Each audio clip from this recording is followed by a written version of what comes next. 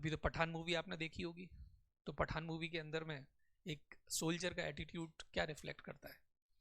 वो यही रिफ्लेक्ट करता है कि एक ट्रू सोल्जर कभी ये नहीं पूछता अपने नेशन से कि उसने उसके लिए क्या किया है, वो हमेशा ये पूछता है कि वो अपने नेशन के लिए क्या कर सकता है। सो दिस इज हमारे इंडिया में आज तक कू नहीं हुआ, हिंदी में इसको बोलते हैं तख्ता पलट, जहां मिलिट्री कमांडर आकर डेमोक्रेटिक हेड बन जाए, प्रेसिडेंट बन जाए, प्राइम मिनिस्टर बन जाए, कॉन्स्टिट्यूशन को इस तरीके से चेंज करे जैसे कुछ है ही नहीं, वो एक खिलौना है।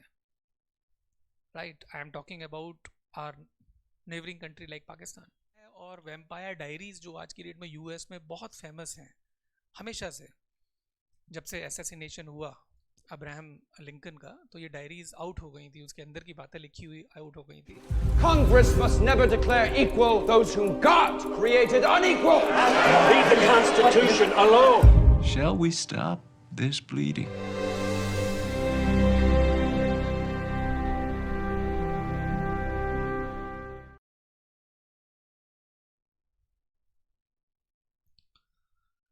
Hello friends, I hope you are fantastic as usual. This is the fourth video that I am bringing in the line of discussing scholars asked by UPSC especially, and in relation to GS paper 4 ethics. अभी बहुत ही ज़्यादा time नहीं रह गया है इस बार के prelims के लिए 2023 के, एंड इस बार फिर जब प्रीलिम्स ओवर होगा तो फिर फीवर बनेगा एथिक्स को लेके, जो भी एब्स्ट्रैक्टिव टॉपिक्स हैं, ऐसे का है या फिर और भी कई सारे फिलोसॉफिकल टॉपिक्स होते हैं, स्पेशली टेक्निकल साइड के स्टूडेंट्स के लिए, या फिर जिनका जो ऑप्शनल ज्योग्राफी टाइप रहा या हिस्ट्री टाइप रहा, उनके लिए राइटिंग प्रैक्टिस, एक्सप्रेशंस लेके आना बड़ा मुश्किल हो जाता है.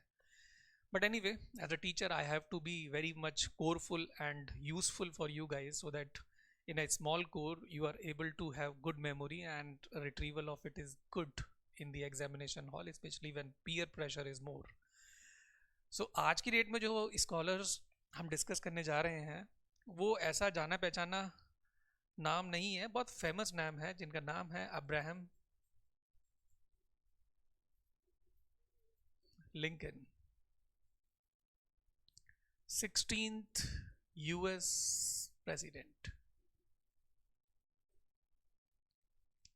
अब्राहम लिंकन का नाम बहुत फेमस है, थोड़ा जाना पहचाना नहीं है, एंड यूएस के प्रेसिडेंट थे. सिविल वॉर जो यूएस के अंदर हुआ 1861 से 65 तक स्पेशली, एंड वो भी स्लेवरी को ख़त्म करने के लिए, अब्राहम लिंकन के प्रेसिडेंट ईयर्स से एसोसिएट होता है, उनकी लाइफ के सबसे बड़े कंट्रीब्यूशन से एसोसिएट होता है, जो एबोलिशन ऑफ स्लेवरी के लिए लेबल्ड है. यूपीएससी ने बेसिकली क्वेश्चन क्यों पूछा, इसका भी रीज़न है, और क्वेश्चन क्या पूछा तो सबसे पहले मैं वो बताना चाहूँगा. देन इनका थोड़ा सा फैमिली बैकग्राउंड, इनकी लाइफ के बारे में, क्योंकि यदि हम पर्सन की लाइफ के बारे में थोड़ा सा यदि जानते हैं तो उन्होंने जो भी सेंटेंसेस बोले हैं फ्यूचर में कुछ भी आ सकता है, तो एक तो याद भी रह जाता है, then we can openly analyse. यदि हमें याद भी नहीं है, लाइफ के बारे में पता है जैसे बचपन की कहानियाँ, then we can have some idea that we can write something. 2019 में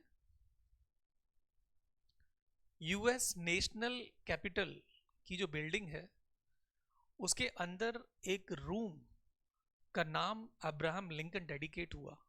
ये न्यूज़ में था और इसीलिए यूपीएससी ने ये सवाल बेसिकली पूछा. नाउ जो सवाल था वो ये था कि nearly all men can withstand the adversity and difficulty, but if you want to test someone's character, a man's character, give him power.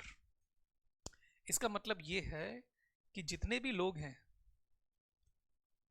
उनको आप कोई भी डिफिकल्टी दे दीजिए, कोई चैलेंज दे दीजिए, कोई भी परेशानी, सभी का रेस्पॉन्स आएगा.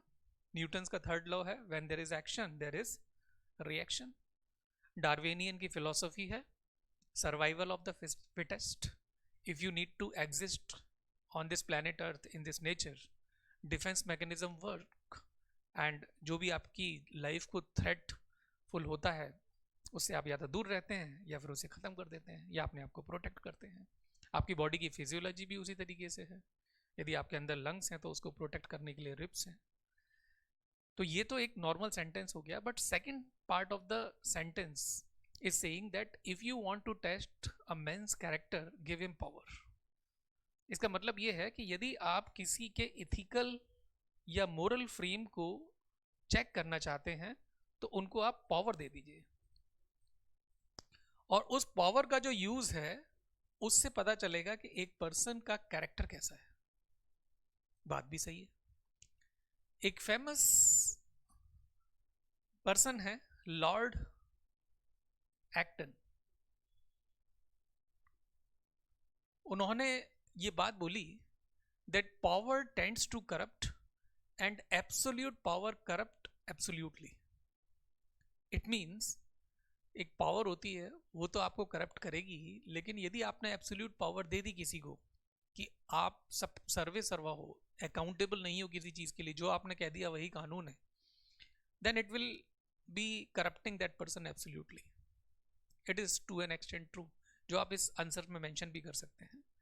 But when you look at various domain, चाहे वो डेमोक्रेसी हो, ब्यूरोक्रेसी हो, इन्वायरमेंट हो, हिस्ट्री हो, कॉर्पोरेट वर्ल्ड हो, हर जगह इस चीज के एग्जाम्पल आपको मिलेंगे। से फॉर एग्जाम्पल यदि आप हिस्ट्री की बात करें, ब्रिटिशर्स ने बहुत सारे गवर्नर जनरल्स, गवर्नर्स भेजे, लेकिन सबके अपने अपने कैरेक्टर अलग अलग थे, तो यूज ऑफ पावर भी अलग बना। से फॉर एग्जाम्पल रॉबर्ट क्लाइव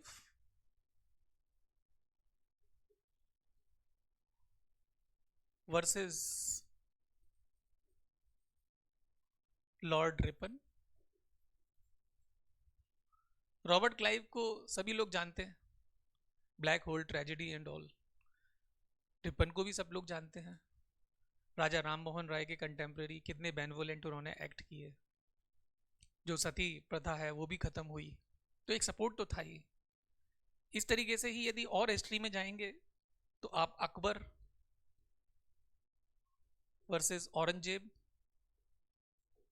की बात कर सकते हैं। यूज ऑफ पावर है, अकबर थोड़ा सेक्युलर नेचर के रिफ्लेक्ट होते, एंड औरंगजेब ने तो बिल्कुल हद ही कर दी थी। जजिया का एक एग्जाम्पल बहुत ज़्यादा बनता है जो अकबर ने ख़त्म किया।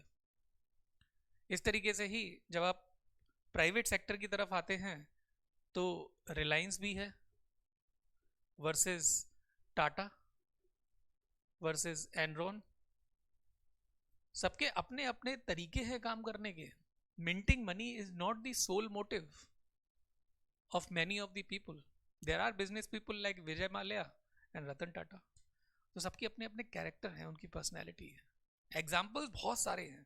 ऐसे ही गद्दाफी, देन नेल्सन मंडेला, आप इवन महात्मा गांधी जी की बात कर सकते हैं। सबके अपने अपने बेसिकली पर्सोना है। There are many more examples like from democracy. If we talk about the then lady prime minister and emergency time. If you talk about neighboring country example, हमारे इंडिया में आज तक कू नहीं हुआ। हिंदी में इसको बोलते हैं तख्ता पलट, जहां मिलिट्री कमांडर आकर डेमोक्रेटिक हेड बन जाए, प्रेसिडेंट बन जाए, प्राइम मिनिस्टर बन जाए, कॉन्स्टिट्यूशन को इस तरीके से चेंज करे जैसे कुछ है ही नहीं, वो एक खिलौना है। Right, I am talking about our neighbouring country like Pakistan.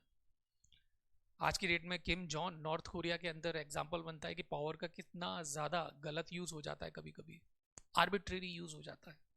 Saddam Hussein, there are many more example.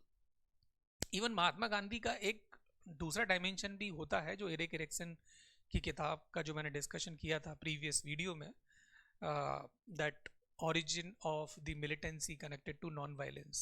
एक बुक है, मिस्टेक्स हैं उनकी भी, लेकिन पर्सोना और जो बेसिकली यूज ऑफ पावर है, in general it was for the benefit of the people and for the benefit of the nation. Right, so these all things can be used in this answer. Now एक तो बात sure है that even if you are not knowing anything about Abraham Lincoln, then also you can analyze and you can write something about this question. But whenever you are covering previous year question, UPSC ने कोई भी नाम drop किया है तो वो basically एक syllabus बन जाता है, एक कोर बन जाता है। एंड आगे फ्यूचर में ऐसे के टाइम पर ह्यूमन रिलेशन के जो कनेक्टेड इश्यूज हैं उनको लेकर इथिक्स में जो क्वेश्चंस आते हैं, केस स्टडीज़ में क्वेश्चन आते हैं, तो अब्राहम लिंकन के जो कंट्रीब्यूशंस हैं उनको हम वर्ड वाइज ड्रॉप करना बहुत ज़्यादा बेनिवोलेंट हो जाता है, गुड हो जाता है जहाँ तक नंबर्स को फैच करने वाली बात है। And there is no hesitancy in writing that as asked by UPSC in the previous years.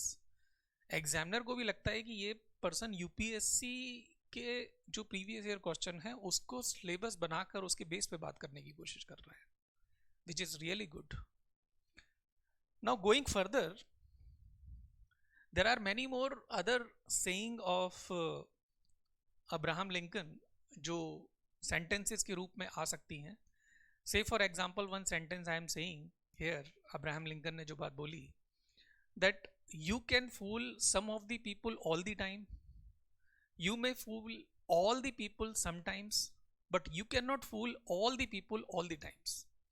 कुछ लोगों को हमेशा बेवकूफ़ बनाया जा सकता है, सारे लोगों को कुछ टाइम के लिए बेवकूफ़ बनाया जा सकता है, लेकिन सारे लोगों को सारे टाइम के लिए बेवकूफ़ नहीं बनाया जा सकता। इसका मतलब क्या है? बी ओरिजिनल, जो भी आप हैं वो रहें, दैट इज़ बेस्ट। ऐसे ही दूसरी चीज़ कोई आ सकती है that always bear in your mind, जो अब्राहम लिंकन ने बोला that resolution by you will help you for positive change but none others. This is really also good.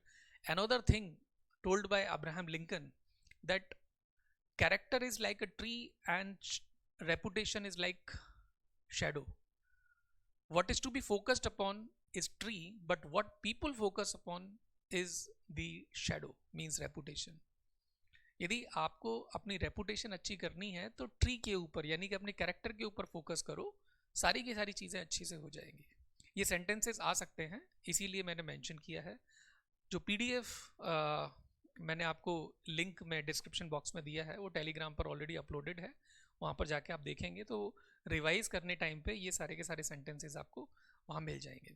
Video के थ्रू तो आप दोबारा रिवाइज कर ही सकते हैं, this is best part. And ethics Analytica जो 2 महीने बाद हमने टेस्ट सीरीज़ के बारे में सोचा है एंड क्रैश कोर्स के बारे में सोचा है, ये सारी की सारी चीज़ें in relation to other scholars, in relation to other standard syllabus of ethics के फॉर्म में एनालाइज होंगी। लेकिन अभी ये क्लोज एंडेड है कि स्कॉलर टू स्कॉलर वीडियो बनता है और इसकी लेंथ भी छोटी रह जाए, इसीलिए मैं कोशिश करता हूँ कि बाउंड्री सेट कर दूँ, बहुत ज़्यादा इधर उधर ना जाऊँ, नहीं तो वीडियो की लेंथ बहुत लंबी हो जाएगी। Anyway, now before I go further, let me take 2 minutes for the personal life of Abraham Lincoln. Abraham Lincoln basically lived only for 54 years till the time he was assassinated in 1865। April 14th को इनको bullet दागा एक booth नाम के आदमी ने, John booth, जो basically एक actor था और सीक्रेट सर्विसेज को बिलोंग करता था, और जो लोग स्लेवरी को सपोर्ट करते थे उन्हीं का ये एजेंट था। डेमोक्रेट्स की साइड से भी हो सकता है, क्योंकि जो अब्राहम लिंकन थे फर्स्ट रिपब्लिकन जो पार्टी है उसके साइड से प्रेसिडेंट बने थे एंड 16th प्रेसिडेंट थे फ्रॉम 1860 टू 65। एंड उसके 1 साल बाद सिविल वॉर शुरू हो गया स्लेवरी को ख़त्म करने के लिए, 1861 से लेकर 65 तक चला। एंड यहाँ पे ये बताना बहुत ज़्यादा ज़रूरी होगा, सीक्रेट सर्विसेज यदि मैंने नाम ड्रॉप कर दिया है तो basically US, north US and south US main है, और जो साउथ साइड के जो लोग थे वो स्लेवरी को बहुत सपोर्ट करते थे। नॉर्थ ने तो छोड़ भी दिया था इस चीज़ को, और रीज़न बीइंग कि कुछ स्टेट जो साउथ के हैं वो स्लेवरी को सपोर्ट करते हैं, तो उन्होंने यूएस के जो स्टेट्स हैं उससे अलग होके एक और ग्रुप बनाने की कोशिश की जिसका नाम था confederates of states, confederation of states. तो इनके जितने भी सारे के सारे लोग थे उन्हीं में से सीक्रेट सर्विसेज बनती है, और जॉन बूथ उस साइड से आते हैं और इनको ख़त्म कर देते हैं। तो बेसिकली 1809 में 12 फेब को इनका जन्म हुआ एंड अप्रैल 15 1865 में ये असैसिनेट हो गए। एंड बहुत ही हम्बल बैकग्राउंड से थे। इनके father Thomas and mother Nancy एक फील्ड में काम करते थे एंड एक वुडन रूम में इनका जन्म हुआ था। इंडियाना में बेसिकली यूएस के अंदर जगह है, वहाँ पर ये रहे। इनकी मदर बेसिकली एक बीमारी जिसका नाम था मिल्क सिकनेस, उसकी वजह से ख़त्म हो गई। एक फूड पॉइजनिंग टाइप होती है, उस वक्त वेव भी ऐसी चल रही थी। बट एक मूवी है अब्राहम लिंकन वेम्पायर। वेम्पायर जो वर्ड है वो बेसिकली स्लेवरी को जो सपोर्ट करते थे लोग, जो बड़े बड़े एजेंट थे स्लेव्स को लेके आते थे, उसके लिए यूज़ हुआ है। तो उस मूवी में बेसिकली ये दिखाया है। और shall have a new birth of freedom, that government of the people, by the people, for the people, shall not perish from the earth. We can't tell our people they can vote yes on abolishing slavery unless at the same time we can tell them that you're seeking a negotiated peace. It's either the amendment or this Confederate peace. You cannot have both. How many hundreds of thousands have died during your administration? Congress must never declare equal those whom God created unequal. Leave the Constitution alone. We're stepped out upon the world stage now, with the fate of human dignity in our hands. Blood's been spilled to afford us this moment. Now!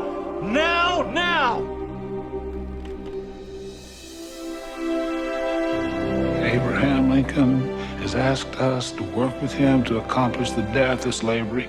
No one's ever been loved so much by the people. Don't waste that power. This fight is for the United States of America. Did we choose to be born, or are we fitted to the times we're born into? Well, I don't know about myself. You may. This settles the fate for all coming time. Not only of the millions now in bondage, but of unborn millions to come. Shall we stop this bleeding?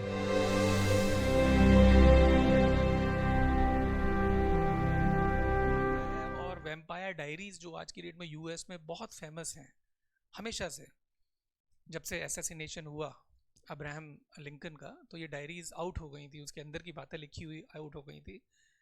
इनकी mother was attempted to be exploited by some of the supporter of the slaves, और इस वजह से Abraham Lincoln के अंदर में बहुत resentment, बहुत घृणा, बहुत इलविल वाली फीलिंग आ गई थी जो लोग स्लेव्स को सपोर्ट करते हैं उनके लिए।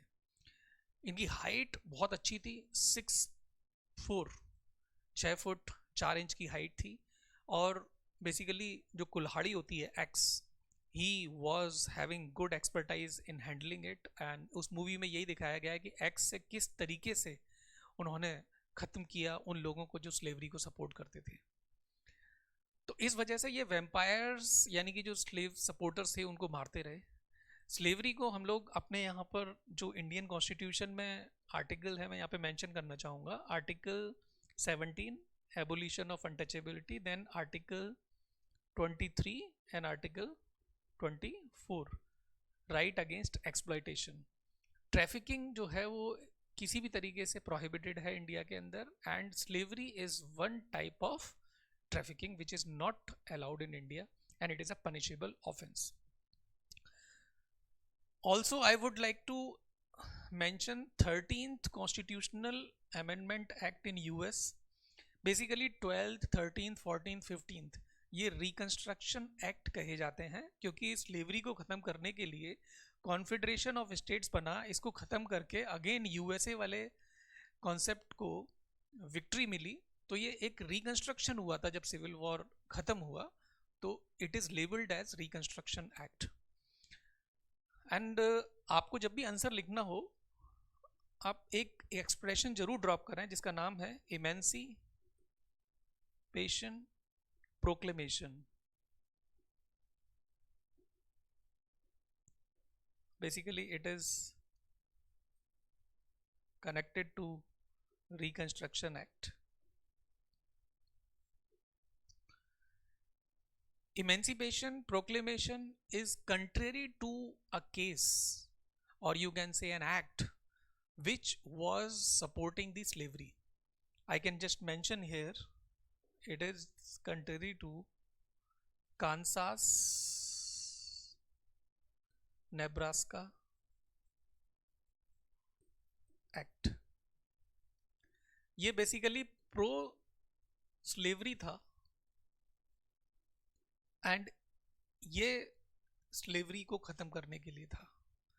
कांसास नेब्रास्का एक्ट के अगेंस्ट में जाकर ही जो स्पीचेस अब्राहम लिंकन ने दी, उसी के बेस पे काफ़ी सपोर्ट मिला north US and west US से अब्राहम लिंकन को, और ये प्रेसिडेंट भी बने. जब 30 साल की एज थी तब तो ये हाउस ऑफ रिप्रेजेंटेटिव बन गए थे 30s में. कोई पहले बहुत ये फाइनेंशियल सपोर्ट या well to do section of society से आते हों, ऐसा कुछ भी नहीं था. इट वाज जस्ट कोइंसिडेंस कि एक physiologically stout man speaking a lot and in a kind of flavourful way, good orating skills, तो उसकी वजह से लोग सुनते हैं, एक मैग्नेट आ जाती है. But anyway, now if I go further for the personal life, जब इनकी मदर नैन्सी ख़त्म हो गई तो सारा जो इनकी स्टेप मदर थी वो आई और उन्होंने इनको अपने बच्चे की तरह ही पाला. कोई ऐसी डिस्क्रिमिनेटरी फीलिंग नहीं थी.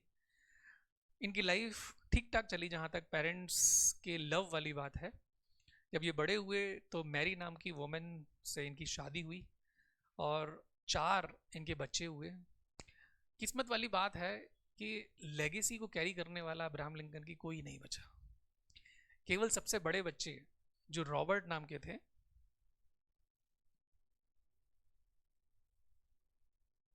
वही केवल सरवाइव कर पाए full life, and rest of the life after the assassination of Abraham Lincoln in 1865 he lived his life in asylum. शरणार्थी वाली जिंदगी जी है. इनके जो 3rd चाइल्ड थे जिसका नाम विले था, उनसे बड़ा ही अटैचमेंट था अब्राहम लिंकन को. और जब सिविल वॉर चल रहा था तब ये 12 साल की उम्र में ख़त्म हुए. एंड वैम्पायर मूवी के अंदर ये दिखाया जाता है कि ये सेम साइन जो इनके मदर को भी मिला था वो इनके बच्चे पे भी था. तो किस तरीके से स्लेव सपोर्टर्स ने या वैम्पायर्स ने या एक बैड सोल्स ने इनकी ज़िंदगी के ऊपर पूरा का पूरा कहर बरसा के रखा. This has been portrayed in that movie. And जो 4th चाइल्ड थे वो 18 साल की उम्र में ख़त्म हो गए. 2nd चाइल्ड जो थे वो 4 साल की उम्र में ख़त्म हो गए. तो कोई इनके बच्चे नहीं बचे. केवल बड़ा हुआ जो सन था Robert, he could survive for whole life. So this was the personal life की जो बातें हैं छोटी सी. एंड अब्राहम लिंकन को यूएस के अंदर ऑनेस्ट एबे के नाम से भी जाने जाता है. रेसलिंग में बहुत अच्छे थे, कुल्हाड़ी बहुत अच्छी चलाते थे, लेकिन ऑनेस्ट थे. ऑनेस्ट एबे नाम से जाना जाता है और ये एक्सप्रेशन आप ड्रॉप भी कर सकते हैं अब्राहम लिंकन को लेकर. Now if I need to talk about the civil war and how the slavery was abolished, especially from the side of Abraham Lincoln's contribution, then there was a case I need to mention here, Dred Scott versus Sandford. 1857 की बात है, जब India के अंदर में first war of independence हो रहा था और उसके 2 साल बाद बेसिकली इंडिया के अंदर, तो यहाँ पर सिविल वॉर था, बट यूएस के अंदर में 1860 में एक 16th प्रेसिडेंट अब्राहम लिंकन आता है. Dred Scott is a slave in the books and he was a slave. ये एक ऐसे यूएस के टेरिटरी में रहा जहाँ पर स्लेव को फ्रीडम थी कि वो अपनी फ्रीडम चूज कर सकता है. फिर वो एंसेस्ट्रली लिव्ड प्लेस पर शिफ्ट हुआ जहाँ पर स्लेव को फ्रीडम नहीं थी. तो उसने अपने कोर्ट में अर्जी दी कि भाई मुझे फ्रीडम चाहिए, मैं स्लेव की ज़िंदगी नहीं जी सकता. You will be surprised by listening the judgement that court give. Court ने ये बोला ड्रेड स्कॉट को कि यूएस कॉन्स्टिट्यूशन स्लेव को फ्रीडम की राइट्स नहीं देता. नाउ ऐसी मॉडर्न कॉन्स्टिट्यूशन या आज की डेट में जो लाइफ है, it is very strangeful thing. And Dred Scott के जो जजमेंट को अब्राहम लिंकन ने बेसिकली अपोज किया अपने स्पीचेस में, so it was well supported in north US and west US. Confederation, so called confederation of US states जो थे, उन्होंने बिल्कुल सपोर्ट नहीं किया. Now when he became US president, he openly opposed Kansas Nebraska Act and Emancipation Proclamation को support कर दिया. And उसके चलते सिविल वॉर छिड़ गया, लाखों लोग मारे जाने लगे. इवन एक मूवी के अंदर में, जो वैम्पायर मूवी है, इसमें ये लास्ट में दिखाया गया कि जो वैम्पायर्स को मारा जाता था उसके लिए मारना उनको पॉसिबल था सिल्वर के बने हुए जो भी एम्यूनिशंस हैं उससे. अब it is true or not, I really don't know, but he ordered all the silvers to be collected and be molded in the form of some part of ammunition, चाहे वो रिवॉल्वर के रूप में हो या कैनन्स में use होने हो. So it has been shown. So basically he took all the smart moves and last में जाकर उन्होंने एक ही बात बोली that I am not saying that the people who are supporting the slave or slavery are wrong, but I am just saying that everyone has right to choose the freedom. If one want to be slave as part of the choice, then there is no problem, but you cannot force it upon. You cannot force someone to be a slave. This was said by Abraham Lincoln in last. And 1865 में जब उनकी death हो जाती है तो एक इरा का basically and हो जाता है. आज की डेट में जब हमारे इंडिया साइड के स्कॉलर्स हों या फ्रीडम फाइटर्स हों, जो भी प्रोमिनेंट पर्सन हो, उनको हम यदि एसोसिएट करके देखना चाहें तो अब्राहम लिंकन का नाम ज्योतिबा फूले के साथ में बहुत एसोसिएट होता है.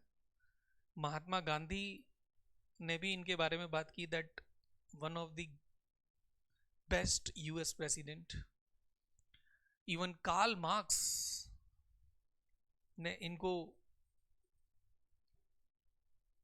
क्रेडिट दिया that reconstruction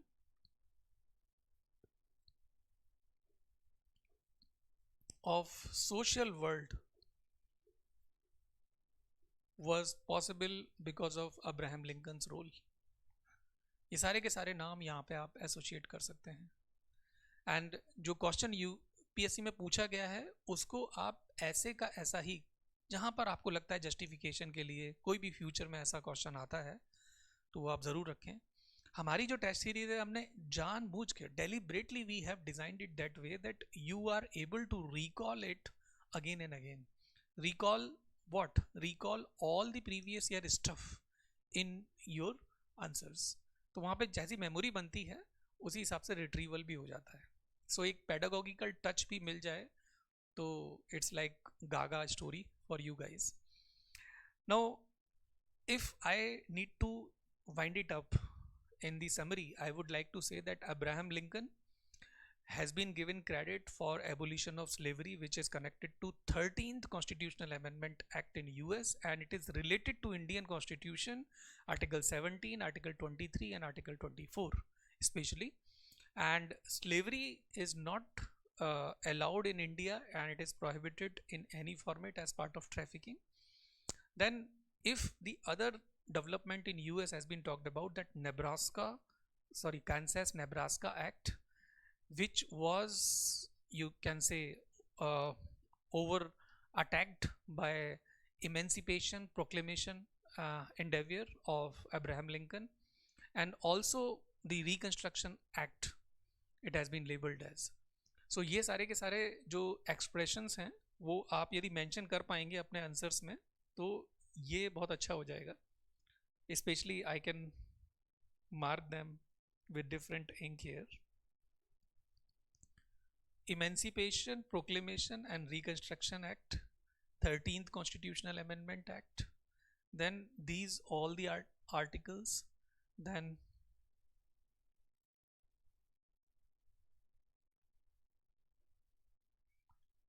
Kansas-Nebraska Act, right? And you have to remember all the examples that if you are giving power to a person, his or her character will decide the use of that power. हम अपनी वाली class में जब authority and accountability का topic पढ़ाते हैं तो authority and power में क्या डिफरेंस है, अकाउंटेबिलिटी एंड रेस्पॉन्सिबिलिटी में क्या डिफरेंस है, that I have told you. Even aptitude and attitude का टॉपिक जब हमने कवर किया है तो वहाँ पर भी ये बात होती है, क्योंकि attitude is reflecting the ethical frame of a person. Attitude के ऊपर ही बहुत डिपेंड करता है कि आप किस तरीके से अपनी पावर का यूज़ करेंगे. ब्यूरोक्रेसी के अंदर में जब सीनियर ऑफिशियल्स को कहीं पर भी पोर्टफोलियो दिया जाता है, होम सेक्रेटरी हैं स्पेशली या डिफेंस सेक्रेटरी हैं, उनकी पूरी की पूरी लाइफ का अप्राइजल होता है कि इनका कैरेक्टर कैसा है, क्योंकि इतने सीक्रेट डॉक्यूमेंट्स होते हैं जो डील करने होते हैं. तो गवर्नमेंट ऑफ इंडिया को किसी भी तरीके से ये डाउट नहीं होना चाहिए कि यदि इस ऑफिशियल को किसी नेबरिंग कंट्री ने पकड़ लिया, किसी भी तरीके से टॉर्चर किया, इनके जुबान से वो सीक्रेट्स नहीं निकलेंगे. अभी तो पठान मूवी आपने देखी होगी, तो पठान मूवी के अंदर में एक सोल्जर का एटीट्यूड क्या रिफ्लेक्ट करता है, वो यही रिफ्लेक्ट करता है कि एक ट्रू सोल्जर कभी ये नहीं पूछता अपने नेशन से कि उसने उसके लिए क्या किया है, वो हमेशा ये पूछता है कि वो अपने नेशन के लिए क्या कर सकता है. So this is what I have for Abraham Lincoln. I hope this lecture is very much clear, and what is useful you can filter out from this video. See you very soon in the next video. Till then, bye bye, good luck, Jai Hind.